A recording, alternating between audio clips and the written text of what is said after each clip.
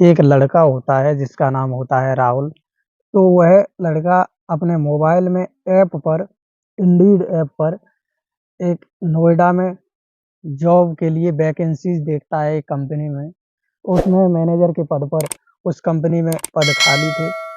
तो वो लड़का उसमें जब देखता है तो वहीं घर से ही अप्लाई कर देता है, अपना मोबाइल नंबर एंड एड्रेस वगैरह सब कुछ उसमें भर देता है।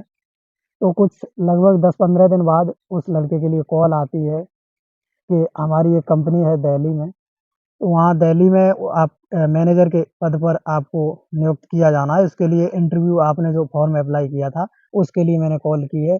आपका इंटरव्यू 21 तारीख को होगा, परसों आ जाना है आपको। तो वो लड़का उससे कॉल से कह देता है कि हाँ, मैं 21 तारीख को आ जाऊँगा दिल्ली। तो वो लड़का अपने पास के नज़दीकी स्टेशन पर जाता है। वहाँ पर जब वो अपने ट्रेन देखता है, तो ट्रेन रात को शाम को लगभग 8 बजे की ट्रेन थी। तो वो 7 बजे ही स्टेशन पर पहुँच जाता है। तो तब तक ट्रेन का इंतज़ार करना होता है, तो वो लड़का वहीं प्लेटफ़ॉर्म नंबर 3 पर उसकी ट्रेन जो आ रही होती है, उसी प्लेटफ़ॉर्म पर ईंटें जो ईंटों की ब्रेंच होती हैं, उन पर देखता है आगे निगाह पसार के, तो उन पर महिलाएँ काफ़ी बैठी हुई थीं। तो उसी पर वो सोचता था कि इन्हीं ब्रेंचों पर बैठ के और हम इंतज़ार करें।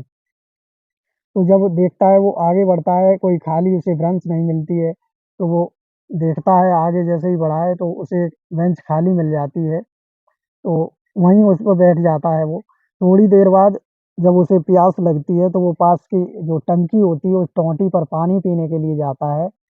वहीं आगे देख क्या देखता है कि उसकी जो 6 साल पहले तलाक हो चुकी थी, जिसका नाम संगीता था, वो पत्नी किसी काम से दिल्ली ही जा रही थी, लेकिन वो थोड़ी दूर पर ईंट की बेंचों पर बैठी हुई महिलाओं के साथ बैठी थी। जब उसे नज़र आई, उसने पहचान ली, एक सस्ती-सी साड़ी पहने हुए बैठी है।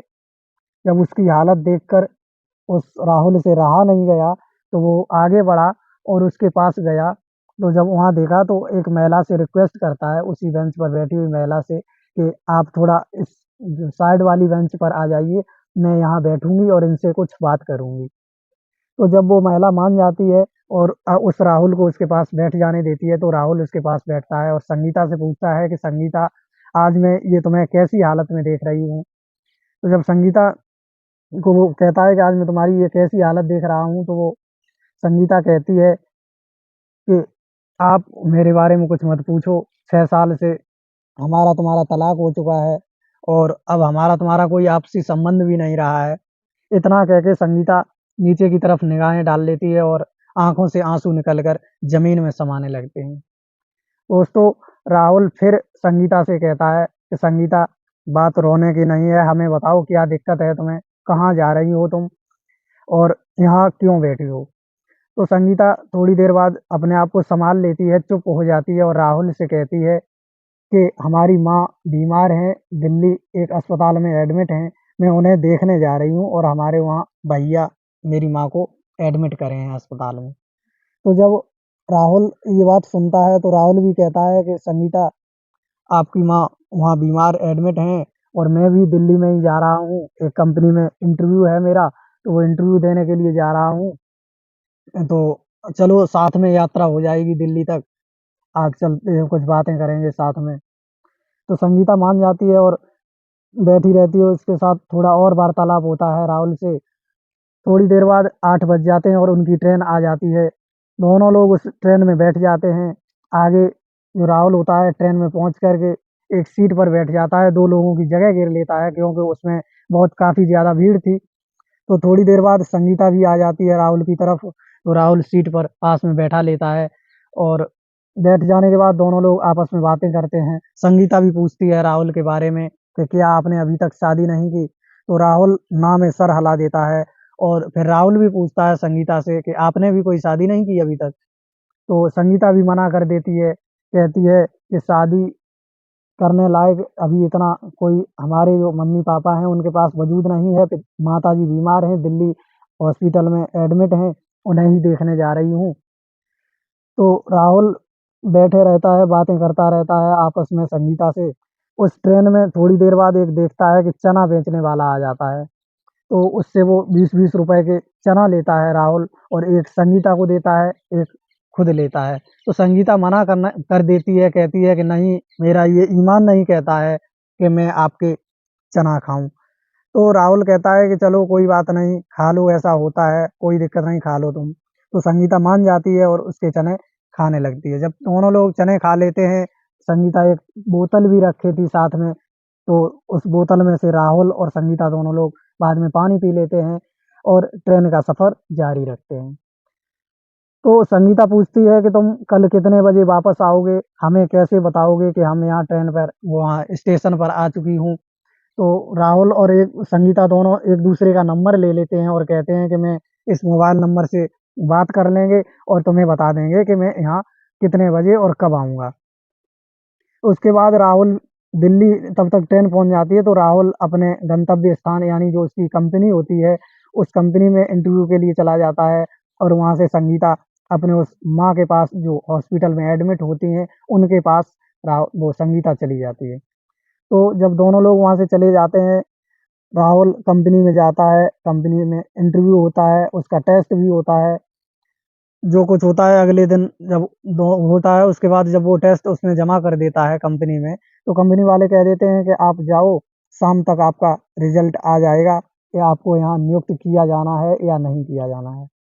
तो राहुल उसी कंपनी के बाहर लेट करके, बैठ करके जैसे भी अपना समय काटता है। शाम होती है, राहुल के पास कंपनी से कॉल आती है कि आपका जो इस कंपनी में मैनेजर के पद पर नियुक्ति कर दी गई है, आप इंटरव्यू एंड टेस्ट में पास हो चुके हैं।